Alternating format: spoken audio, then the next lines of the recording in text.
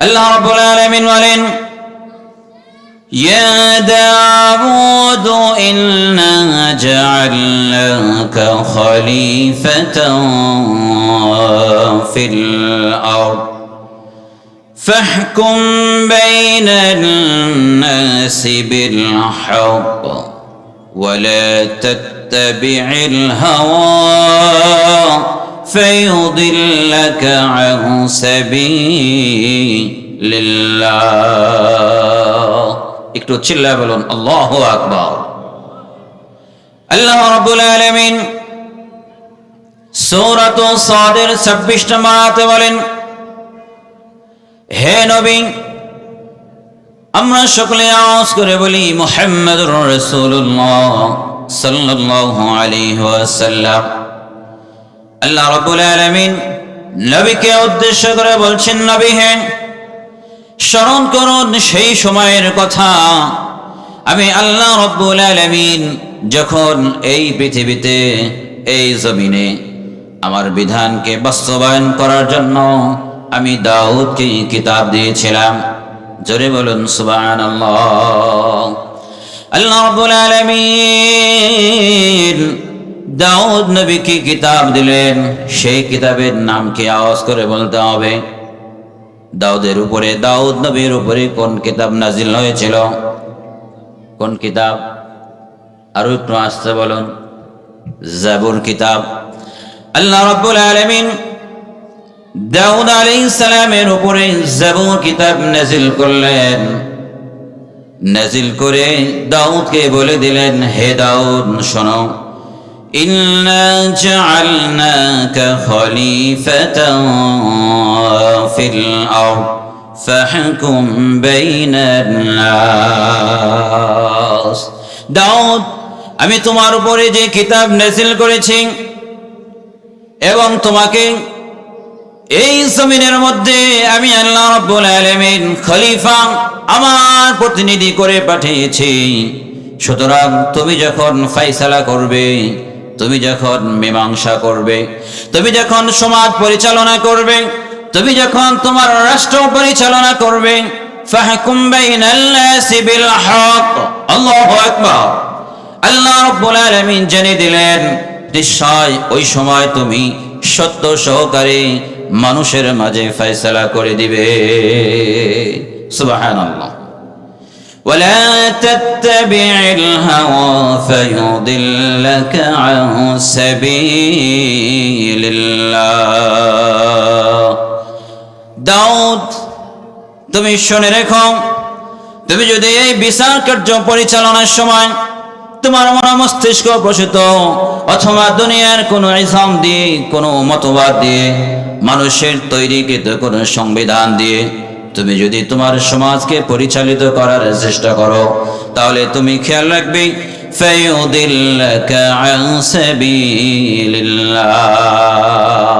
সেই সময় আল্লাহর রাস্তা থেকে তুমি বিচ্যুত হয়ে যাবে। জোরে জোরে বলুন ঠিক না বেঠিক?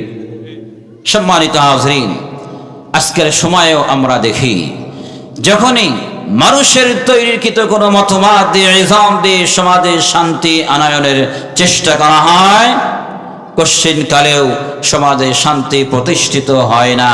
এবং কিয়ামত পর্যন্ত যদি এইভাবে চেষ্টা চালিয়ে যাওয়া হয়, তবু আল্লাহর জমিনে শান্তি প্রতিষ্ঠিত হবে না, যতক্ষণ পর্যন্ত আল্লাহর আইন দ্বারা, আল্লাহর বিধান দ্বারা এই সমাজের কোন ধরনের বিচার ফায়সালা পরিচালনা করা না হবে।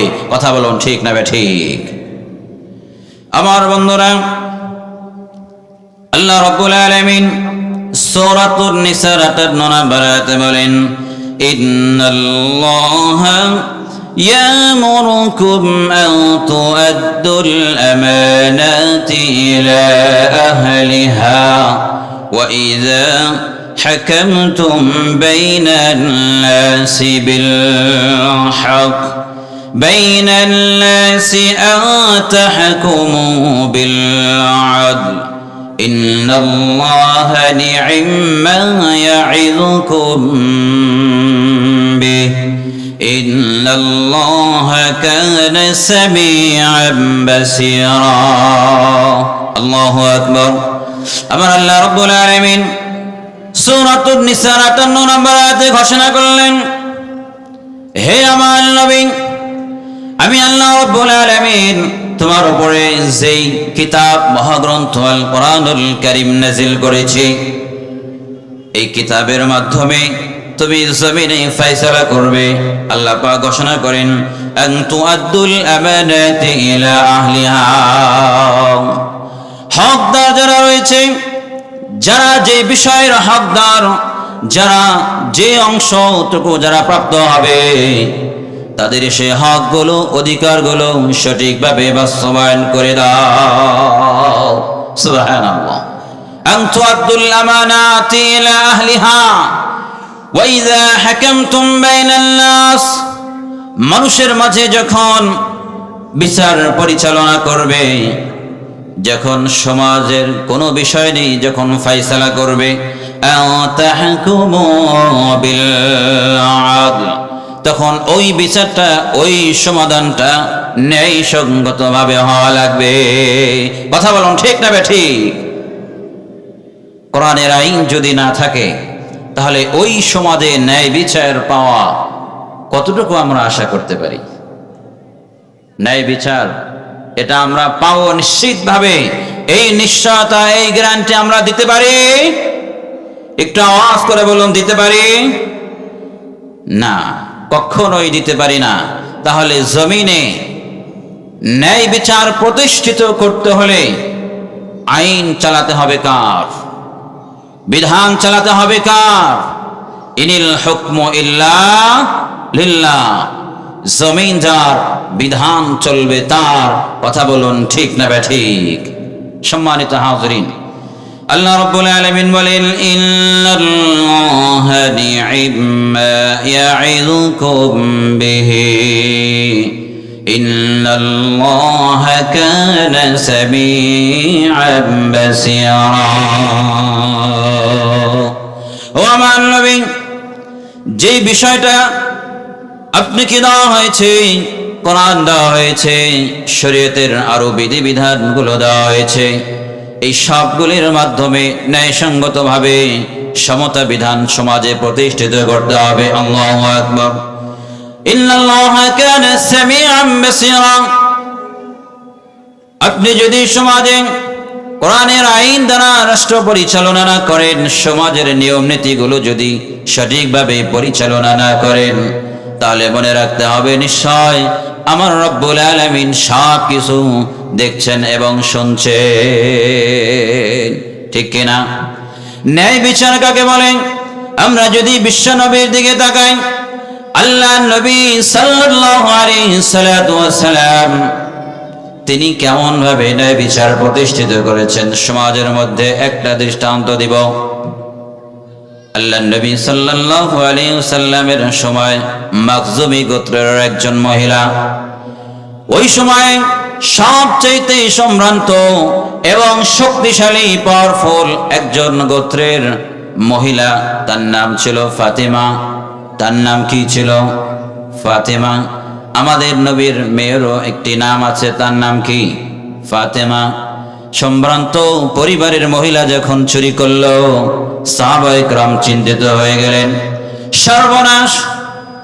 আল্লাহর নবীর কাছে যে বিচারটা চলে গিয়েছে, আল্লাহর নবী সাল্লাল্লাহু আলাইহি ওয়াসাল্লাম এখন তো এই কোরআনের মাধ্যমে আল্লাহ রাব্বুল আলামিন যে বিষয়টা ফয়সালা করেছেন সেই মোতাবেক বিচার করবেন। তাই যদি হয় তাহলে মহিলার হাত কাটা যাবে। কথা বলুন ঠিক না ঠিক? আল্লাহ রাব্বুল আলামিন ঘোষণা করেন, আস-সারিকু ওয়াস-সারিকাতু ফাকতাউ আইদিয়াহুমা জাযাআন বিমা কাসাবা নাকালাম মিনাল্লাহ। চোর নারী হোক আর পুরুষ হোক, হাত কাটা যাবে। বিধান কার? আল্লাহর। সাহাবায়ে কেরাম চিন্তিত হয়ে গেলেন, সর্বনাশ! এখন তো আল্লাহর নবী এই কোরআন দ্বারা বিচার করবে, তাহলে আমাদের সমাজের উপরে, আমরা মুসলিম, আমাদের উপরে একটি বড় ধরনের আঘাত আসার সম্ভাবনা আছে না নাই? সাহাবায়ে কেরাম চিন্তায় পড়ে গেলেন, কিভাবে আল্লাহর নবীর কাছে গিয়ে এই বিষয়টা, এই বিচারটা একটু লঘু করা যায়, একটু শিথিল করা যায়। তবে এইটা নিয়ে রাসূলের দরবারে কে যাবে? রাসূলের দরবারে কে যাবে? কোন সাহাবী এই দুঃসাহস দেখাচ্ছে না যে আমরা রাসূলের দরবারে যাব আল্লাহর বিধানকে একটু শিথিল করার জন্য। আমার বন্ধুগণ, আমার বাগাবাসী, আমার মায়েরা, বোনেরা, দিন প্রিয়, ইসলাম প্রিয় মুসলিম তাওহীদি জনতা, একটু খেয়াল করে শুনুন। আল্লাহর নবীর সবচেয়ে আস্থাভাজন ছিলেন তার নাতি ওসামা। যায়েদ ইবনে হারিসা বলে পুত্র, তার সন্তান ওসামা। হাদিসের পরিভাষা হলো হিব্বু রাসূলিল্লাহি সাল্লাল্লাহু আলাইহি ওয়াসাল্লাম। তার মানে হলো আল্লাহর নবীর সবচেয়ে আস্থাভাজন ছিলেন এই ওসামা রাদিয়াল্লাহু তাআলা আনহু। নানার কাছে এসে যখন সুপারিশ করল, ইয়া রাসূলুল্লাহ, ইয়া হাবিবাল্লাহ, আপনার দরবারে যেই বিচারটা এসেছে, এই বিচার যদি কোরআনের সঠিক আইন দ্বারা পরিচালনা করা হয় তাহলে আমাদের উপরে বড় ধরনের একটি আঘাত আসতে পারে। আল্লাহর নবী বললেন, তাহলে কি করা যায়? ওসামা বললেন, যদি একটু শিথিল করা যায় তাহলে হয়তো আমাদের জন্য, মুসলিম মিল্লাতের জন্য একটু সহজ হয়ে যাবে। আল্লাহর নবী বাইরে আসলেন। আল্লাহর নবী জনাবে মুহাম্মদুর রাসূলুল্লাহ, আওয়াজ করে বলুন সাল্লাল্লাহু আলাইহি ওয়াসাল্লাম। তার চেহারা মুবারক লাল বর্ণের হয়ে গেল। বাইরে এসে সাহাবায়ে কেরামদেরকে লক্ষ্য করে একটি ভাষণ দিলেন, ও আমার সাহাবারা, শুনে রেখো, তোমরা যে বিষয়টি নিয়ে বিচার কার্য লঘু করার জন্য, শাস্তি লঘু করার জন্য, হালকা করার জন্য আমি নবীর কাছে সুপারিশ করতে এসেছ, তোমরা কি জানো না এই বিধানটা কার? আল্লাহর বিধান। আল্লাহর বিধানের মধ্যে কোনো ধরনের কোনো কমতি করা হবে না। সুতরাং আমি তোমাদেরকে বলতে চাই, ওয়াল্লাহি লাউ আন্না ফাতিমাতা বিনতে মুহাম্মদ সারাকাত লাকাদা মুহাম্মাদুন ইয়াদা।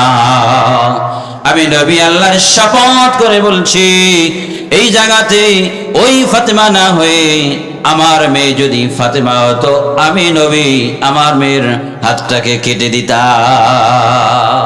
সুবহানাল্লাহ, আল্লাহু আকবার, লিল্লাহি তাকবীর। বিচার কাকে বলে? আদল কাকে বলে? ফাহকুম বাইনান নাস। বিধান কার? হুকুম কার? আল্লাহ। সম্মানিত হাজরিন, আমরা সেই পয়েন্টের উপরে আলোচনা করছি, ইমাম নির্বাচনে ইসলামের দৃষ্টিভঙ্গি। প্রথম নাম্বার পয়েন্ট হলো, এই জমিনে ইনসাফপূর্ণ শাসন ব্যবস্থা কায়েম করতে হবে। এই বিধানগুলি কে দিয়েছেন? আল্লাহ দিয়েছেন। ইমাম যিনি হবেন, নেতা যিনি হবেন, সমাজের পরিচালক যিনি হবেন, তাকে এই গুণগুলি অর্জন করার দরকার আছে না নাই? কিন্তু আমাদের বর্তমান সমাজ কোরআন দ্বারা চলে, কোরআনের আইন দ্বারা চলে? কখনোই চলে না। ন্যায় বিচার তো আমরা পাই না। যখন সারা রাত পরিশ্রম করে আমার পুলিশ প্রশাসনের ভাইরা, আইন শৃঙ্খলায় নিয়োজিত যারা আছেন, তারা যখন একজন ওয়ারেন্টের আসামিকে যখন থানায় নিয়ে আসে, থানায় আসতে দেরি, ওই দিক থেকে ফোন আসতে দেরি নাই, হ্যালো ওসি সাহেব বলছেন, আমি অমুক এলাকার অমুক পাতিনেতা সন্তোষ সাহেব বলছি, কাকে ধরেছেন? ওই ইমামকে, ওই নেতাকে তার পদ সম্পর্কে পূর্ণ অবগত হওয়া লাগবে, তার কাজ সম্পর্কে, দায়িত্ব সম্পর্কে পূর্ণ অবগত হওয়া লাগবে। কথা বলুন ঠিক না ঠিক? তাহলে এমন একজন মানুষকে আমরা ইমাম বানালাম, সমাজের ইমাম, যিনি ঠিক করে কথা বলতে পারেন না, যার দুনিয়ার জ্ঞান, ধর্মীয় জ্ঞান, আখিরাতের জ্ঞান, কোনো ধরনের জ্ঞান নাই। তার দায়িত্ব কর্তব্য কি? সমাজের মানুষ, আমরা সাধারণ জনগণ তার থেকে কি আশা করি? তিনি আমাদেরকে কতটুকু দিতে পারবেন? উপর মহল থেকে, সরকার থেকে তিনি কি পরিমাণ আমাদের জন্য, সমাজের এই সবচাইতে আমরা যে নিচু পর্যায়ে রয়েছি, আমরা যেই মাঠ লেভেলে রয়েছে, আমাদের যে কি চাওয়া পাওয়া, এটা যদি সরকার থেকে অধিকার আদায় করে নিতে না পারে, তার পথ সম্পর্কে অবগত না হয়, এই ধরনের নেতার দরকার নাই। কথা বলুন ঠিক না ব্যাঠিক? আল্লাহ রাব্বুল আলামিন ঘোষণা করেন, ইন্নাল্লাহা আস্তাফাহু আলাইকুম ওয়া যাদাহু বাসতাতান ফিল ইলমি ওয়াল জিসম। আল্লাহ নবীকে বলেন, নবী, আল্লাহ রাব্বুল আলামিন ডাক দিয়ে বলেন, নবী হে, স্মরণ করুন সেই সময়ের কথা, হযরত মূসা নবীর সময়, যখন তার লোকেরা বনে ইসরায়েলরা আল্লাহ নবীর মূসার কাছে যখন তাদের একজন বাদশার জন্য, নেতার জন্য এসে যখন আবেদন করলো, মূসা নবী আল্লাহর কাছে প্রার্থনা করলেন, আল্লাহ রাব্বুল আলামিন হযরত তালুত আলাইহিস সালামকে ওই এলাকার রাজা বানিয়ে দিলেন। সুবহানাল্লাহ। লোকেরা আপত্তি তুলল, ও মূসা, তুমি এমন একজন লোককে আমাদের সমাজের নেতা বানালে, আমাদের অর্থ সম্পদ যা কিছু আছে তার তো কিছুই নাই, তার যে চেহারা, তার যে অবয়ব, মনে হয় তার জ্ঞান গরিমা কোনো কিছুই নাই। সঙ্গে সঙ্গে আল্লাহ রাব্বুল আলামিন প্রতিবাদ করলেন, ও বনী ইসরাইলের জাতি, শুনে রেখো, তোমরা যার ব্যাপারে সন্দেহাতীত, আমি আল্লাহ রাব্বুল আলামিন সাক্ষ্য দিচ্ছি, তিনি জ্ঞানে গরিমায় কোনো দিক থেকে কমতি নয়। ইন্নাল্লাহা আস্তাফাহু আলাইকুম ওয়া যাদাহু বাসতাতান ফিল ইলমি ওয়াল জিসম। আমি আল্লাহ রাব্বুল আলামিন তোমাদের উপরে যেই শাসকটাকে নিযুক্ত করেছি তালুত, ওই তালুতের মধ্যে জ্ঞান গরিমা সবকিছু বাড়িয়ে দিয়েছি, এবং তার দৈহিক শক্তি আমি আল্লাহ পাক আরো বেশি করে দিয়েছি। আল্লাহু ইউতি মুলকাহু মাইয়াশা আল্লাহু ওয়াসিউন আলিম।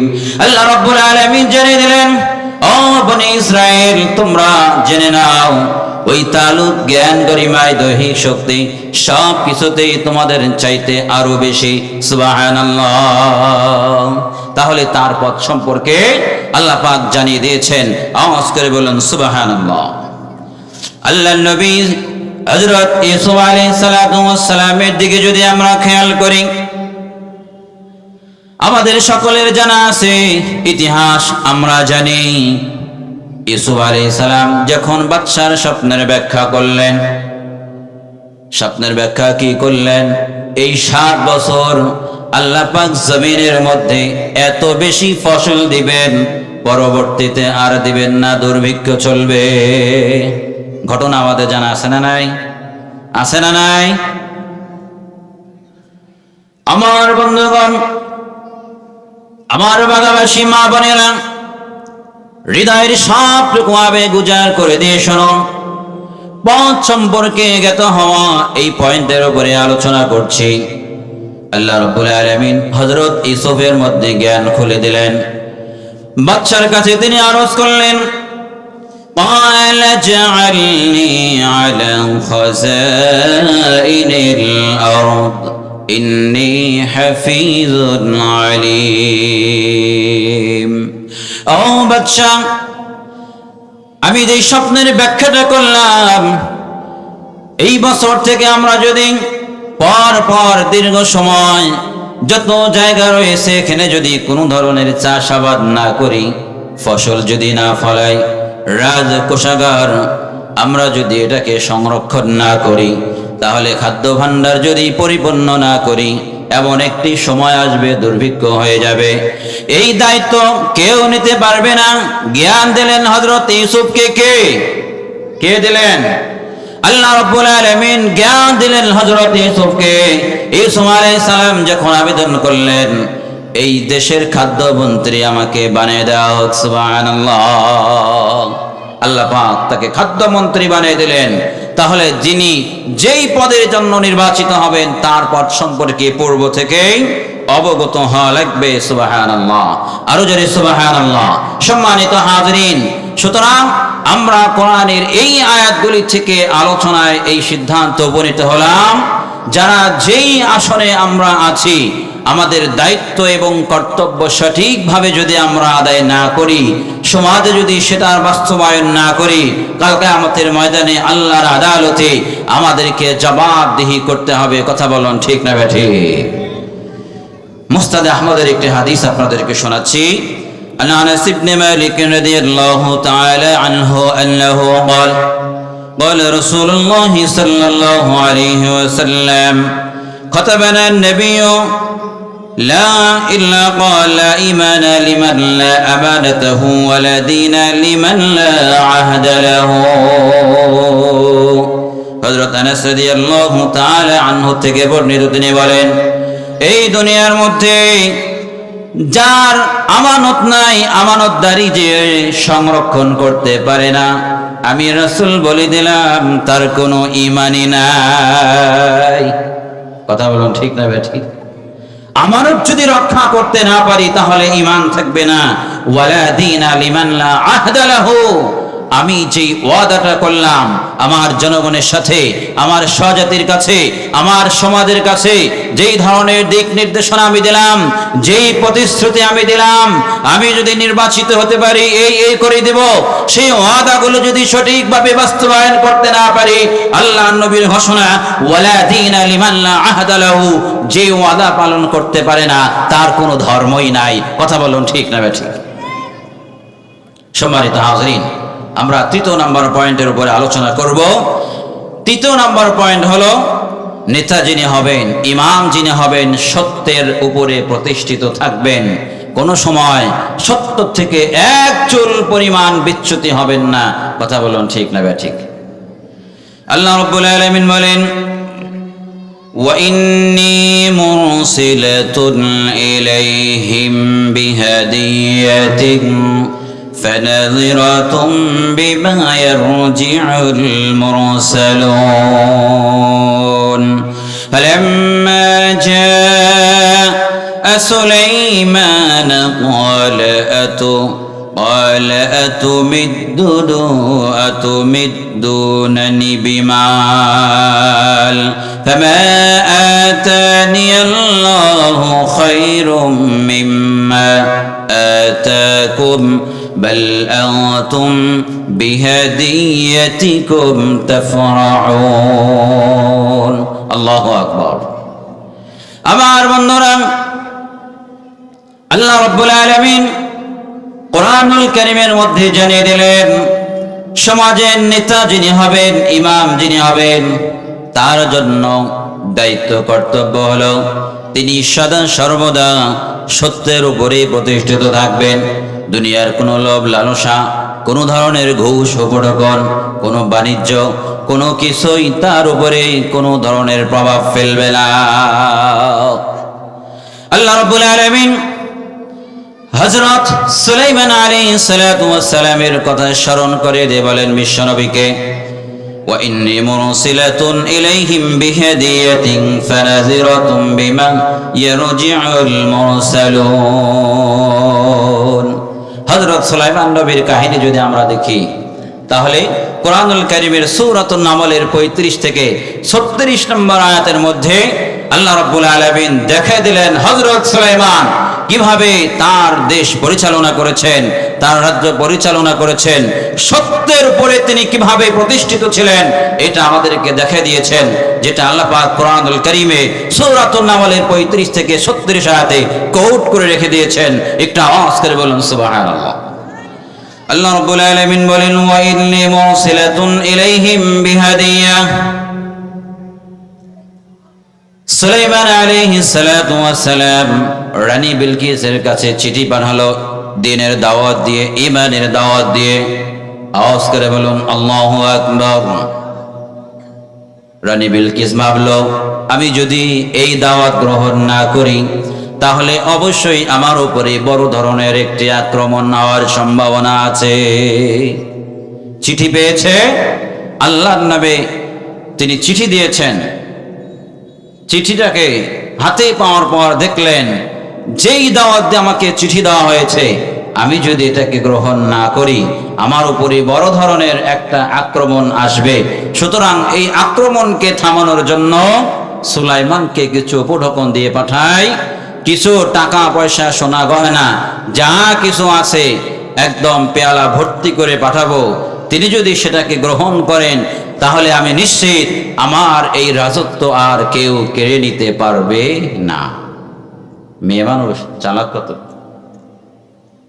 আল্লাহ পাক কোরআনুল কারীমে সেটা কোট করেছেন।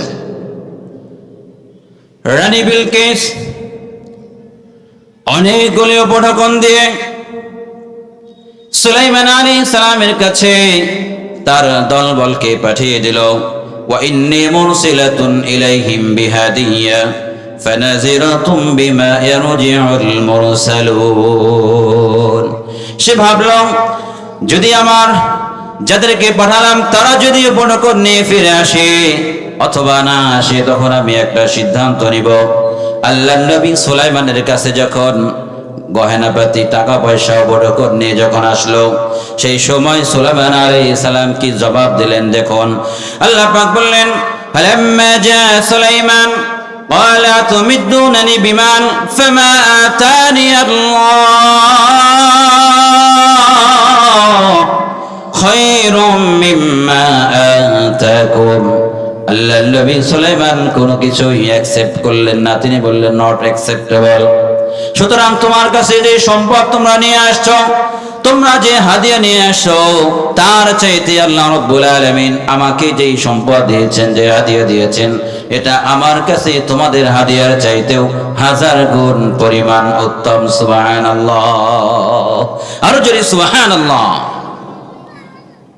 সম্মানিত হাজিরিন, আমরা আমাদের সমাজে আমরা দেখি যখন আমাদের কোনো ইমাম কোনো নেতা যখন একটা বিষয় সিদ্ধান্ত নিতে যাচ্ছেন, প্রশাসন যখন কোনো বিষয়ে সিদ্ধান্ত নিতে যাচ্ছেন, চতুর্দিক থেকে হাদিয়া টাকা পয়সা এবং মাসিক একটা পার্সেন্টেজ তাদের উপরে লোভ লালসার মতো চাপিয়ে দেওয়া হয়। কথা বলুন ঠিক না ঠিক?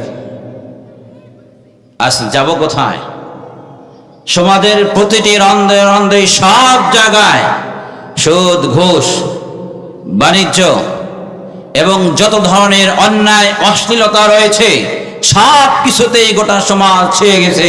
আল্লাহর কোরআন জমিনে যতদিন পর্যন্ত বাস্তবায়ন না হবে সমাজ থেকে সুদ ঘুষ দুর্নীতি ছিনতাই রাহাজানি এর কোনো কিছু যাবে না, ইফটিজিং যাবে না, চুরি ডাকাতি যাবে না, মানুষের উপরে জুলুম অত্যাচার নির্যাতন যাবে না, যতদিন পর্যন্ত আল্লাহর আইন সমাজে বাস্তবায়ন আমরা করতে না পারবো। কথা বলুন ঠিক না ঠিক? সম্মানিত হাজিরিন, এই জন্য আল্লাহর জমিনে আল্লাহর বিধানকে বাস্তবায়ন করার দরকার আছে না নাই? আছে না নাই? একটু লিল্লাহে তাকবীর, লারে তাকবীর, লিল্লাহে তাকবীর। আল কোরআনের আলো, আল হাদিসের আলো, সংসদে জালো, লিল্লাহি তাকবীর। আলহামদুলিল্লাহ। সম্মানিত হাজিরিন, এই জন্য নেতা যিনি হবেন, ইমাম যিনি হবেন, সত্যের উপরে প্রতিষ্ঠিত থাকবেন। দুনিয়ার কোনো লোভ লালসা কোনো উপঢৌকন তার এই সত্যের উপর থেকে এক চুল পরিমাণ বিচ্যুতি ঘটাতে পারবে না। সম্মানিত হাজিরিন, চতুর্থ নম্বর পয়েন্টের উপরে আমরা আলোচনা করব। চতুর্থ নম্বর পয়েন্ট হলো সার্বজনীন দায়িত্ব পালন। যিনি নেতা হবেন, যিনি সমাজের ইমাম হবেন, রাষ্ট্রের ইমাম যিনি হবেন, প্রধানমন্ত্রী যিনি হবেন, যিনি স্বরাষ্ট্র প্রতিমন্ত্রী মন্ত্রী হবেন এবং যিনি রাষ্ট্রপতি হবেন, যারা যেই সেক্টরে দায়িত্ববান হবেন, ইমাম হবেন, প্রত্যেকের উপরে আল্লাহ রাব্বুল আলামিনের কোরআনের বিধানের চতুর্থ নম্বর বিষয় হলো সার্বজনীন দায়িত্ব পালন করতে হবে। তার মানে হলো সকলের জন্য সমানভাবে নেতৃত্ব দিতে হবে।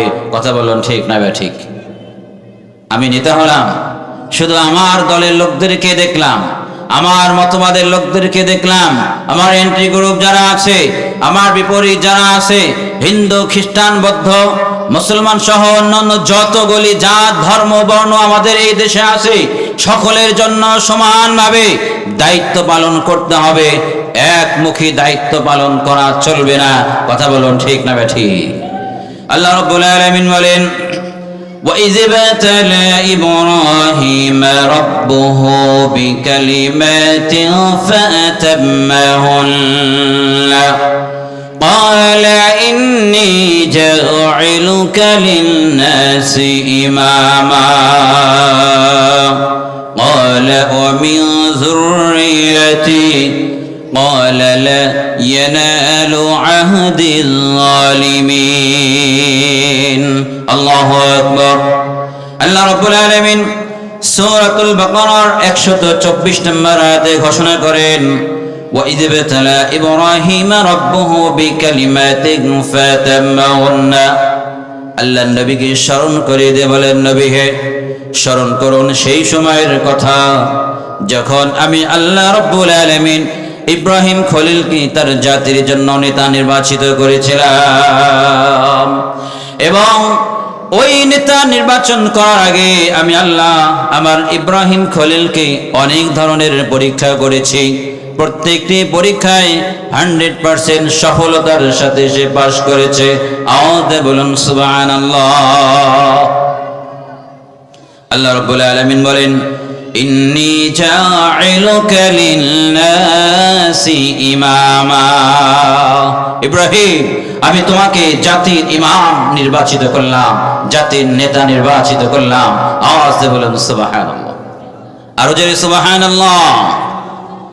ক্বালা মিন যুররিয়্যাতি, ইব্রাহিম আল্লাহর কাছে আরজ করলেন, নেতা আমি কি শুধু একাই, না আমার বংশধর থেকেও নেতা পরবর্তীতে নির্বাচন করা হবে? আল্লাহ জবাবটা কি দিলেন? ক্বালা ওয়া মিন যুররিয়্যাতি ক্বালা লা ইয়ানালু আহদিজ জালিমিন। ইব্রাহিম শোনো, যদি তোমার সম্প্রদায় জালিম না হয়, অন্যায় অবিচারকারী যদি না হয়, তোমার সম্প্রদায় যদি স্বৈরাচার না হয়, অবশ্যই আমি আল্লাহ তোমার বংশধর থেকে নেতা নির্বাচিত করব। আওয়াজ দিয়ে বলেন সুবহানাল্লাহ। এই আয়াত থেকে আমরা শিক্ষা পেলাম, যিনি সমাজের নেতা হবেন, রাষ্ট্রের যিনি নেতা হবেন, তাকে সব সময় আল্লাহর বিধানটাকে মাথায় নিয়ে সার্বজনীন দায়িত্ব পালন করতে হবে। কোনো ধরনের অন্যায় জুলুম করা যাবে না, জনগণের উপরে অত্যাচারের স্টিম রোলার চালানো যাবে না, স্বৈরাচারী আচরণ করা যাবে না। সুতরাং এই ধরনের মন মানসিকতা নিয়ে যারা সমাজের পরিচালক হতে চাবে, যারা হতে চায় সমাজের নেতা যারা হতে চায়, তাদেরকেই আমরা সামনের দিকে এগিয়ে দিব। কথা বলুন ঠিক না ঠিক? জমিন যার হুকুম চলবে যার, জমিন যার হুকুম চলবে তার। এই আসমান এবং জমিন যিনি সৃষ্টি করেছেন, যিনি জমিনকে পরিচালনা করার জন্য এই মহাগ্রন্থ আল কোরআনুল কারীমের মতো একটি বিধান দিয়েছেন, সেই বিধানকে আল্লাহর জমিনে বাস্তবায়ন করার জন্য আমরা কে কে রাজি আছি? দুই হাত তুলে আল্লাহকে দেখিয়ে দেই, লিল্লাহি তাকবীর। কইরে খালিদে কইরে ওমর এসেছে নতুন মদর, কইরে খালিদে কইরে ওমর এসেছে নতুন মদর, করি সেই দিক বিজয়ী নবীন মুজাহিদ। এখনো কি গাইতে হবে ঘুম ভাঙানি গীত, এখনো কি গাইতে হবে ঘুম ভাঙানি গীত। কইরে খালিদে কইরে ওমর এসেছে নতুন বদর, করি সেই দিক বিজয়ী নবীন মুজাহিদ। এখনো কি গাইতে হবে ঘুম ভাঙানি গীত, এখনো কি গাইতে হবে ঘুম ভাঙানি গীত। মরণের ওই তরে ওদের গজিয়েছে পাখা, এই সুযোগে দে না রে তুই ওদের বুকে আনা। মরণের ওই তরে ওদের গজিয়েছে ডানা, এই সুযোগে দে না রে তুই ওদের বুকে আনা। জয় করিতে ওদের ঘাটি কররে নতুন ভিত, জয় করিতে ওদের ঘাটি কররে নতুন ভিত। এখনো কি গাইতে হবে ঘুম ভাঙানি গীত, এখনো কি গাইতে হবে ঘুম ভাঙানি গীত। কইরে খালিদ কইরে ওমর, এসেছে নতুন বদর, কইরে সেই দিগ্বিজয় নবীর মুজাহিদ। এখনো কি গাইতে হবে ঘুম ভাঙানি গীত, ঠিক কিনা? এখনো কি আপনাদেরকে ঘুম ভাঙানোর গীত গাইতে হবে? জাতি আজ সজাগ, মানুষ আজ বুঝতে শিখেছে, মানুষ আজ সত্যটাকে চিনতে শিখেছে। সুতরাং কোন ধরনের অন্যায়, অবিচার, জুলুম আল্লাহর জমিনে চলবে না।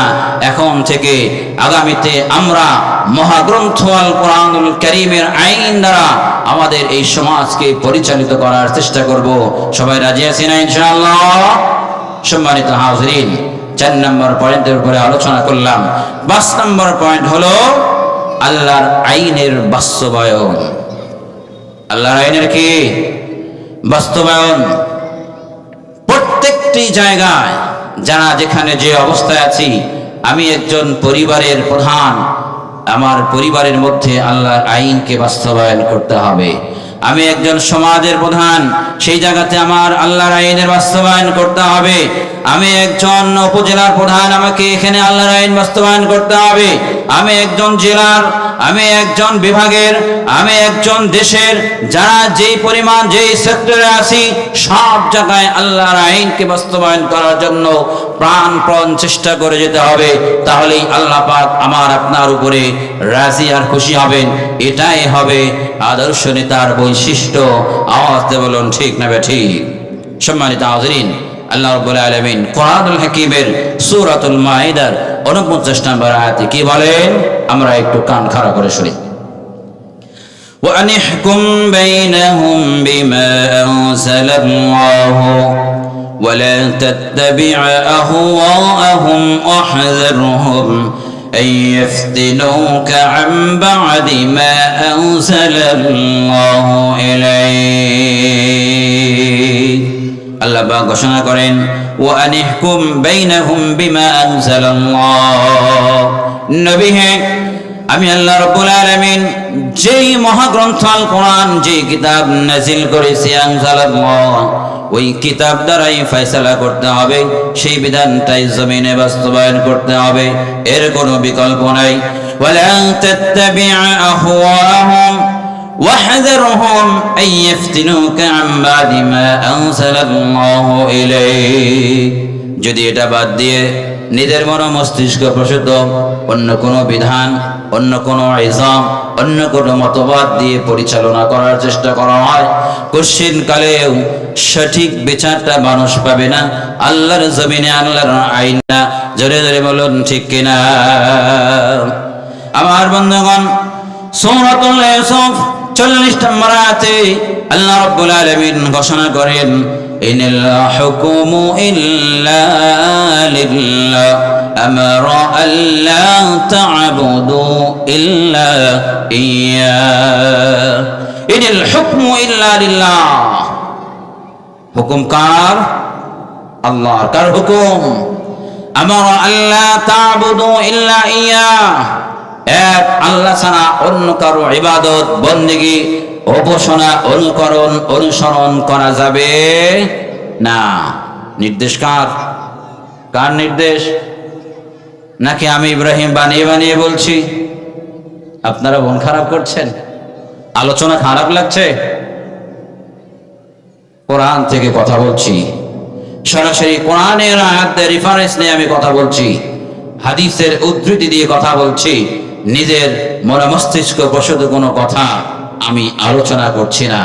আল্লাহ পাক আমাদেরকে হেফাজত করুন, বলুন আল্লাহুম্মা আমিন। আল্লাহ রাব্বুল আলামিন ঘোষণা করলেন, আমারা আল্লাহ তা'বুদু ইল্লা ইয়্যা। জমিন আমি আল্লাহর, সুতরাং এই জমিনে বিধান চলবেও আমি আল্লাহর। কথা বলুন ঠিক না বেঠিক? যালিকা দ্বীনুল কাইয়্যিম। এটাই হলো সত্যিকারের দিন, এটাই হলো সত্যিকারের বিধান, এটাই হলো সত্যিকারের রাস্তা। ওয়ালাকিন্না আকসারান নাসি লা ইয়ালামুন। যদিও পৃথিবীর অধিকাংশ মানুষ এই বিষয়ে জ্ঞাত নয়, এই বিষয়টা জানে না। কোন বিষয়? যালিকা দ্বীনুল কাইয়্যিম। কোরআনের বিধানটাই হলো সবচাইতে সঠিক বিধান। চিল্লায়ে বলুন আল্লাহু আকবার। তাহলে কোরআনের পক্ষে আমাদের কাজ করার দরকার আছে না নাই? আছে না নাই?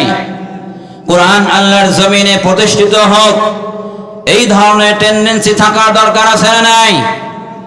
কোরআন আল্লাহর জমিনে, বাংলার জমিনে, পার্লামেন্টে প্রতিষ্ঠিত হোক, এই আইন দ্বারা বাংলার জমিন পরিচালিত হোক, 56,000 বর্গ মাইলের প্রতি ইঞ্চি মাটি কোরআনের দ্বারা শাসন হোক, এটা আমরা চাই কি চাই না? যদি এটা কেউ না চায়, বুঝতে হবে তার ঈমানের মধ্যে ঘাটতি আছে। আমি আপনি নামাজ পড়ি, রোজা করি, যাকাত দেই, পশ্চিমে হজ করি, নামাজ পড়তে পড়তে কপালে কালো ঘুঁটো আমরা যতই ফেলে দেই না কেন, আল্লাহর জমিনে আল্লাহর শাসন, আল্লাহর বিধান প্রতিষ্ঠিত হোক, এই চিন্তা ভাবনা যদি কারো মনের মধ্যে না থাকে, ও পাক্কা মুনাফিক।